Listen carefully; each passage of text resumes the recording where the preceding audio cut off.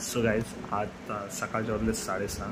आज असेल winter challenge day 3 आणि आज तर संकष्ट चतुर्थी पण आहे. बघूच डाईटचे काय घोडे लागतात ते लागू दे.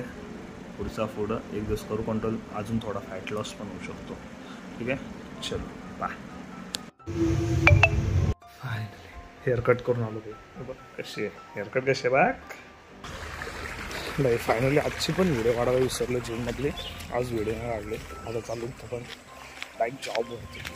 जॉब कसा विसर आपली.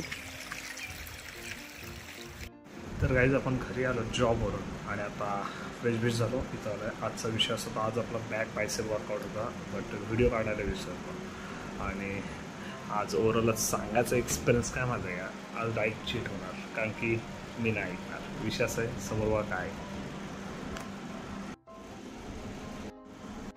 डाईट तर चीट होणार आज, पण उद्या वर्कआउटमध्ये नक्कीच काहीतरी व्हिडिओ घेऊन यावं एकदम परफेक्टवाली चांगली वाईबवाली. Okay so bye, good night.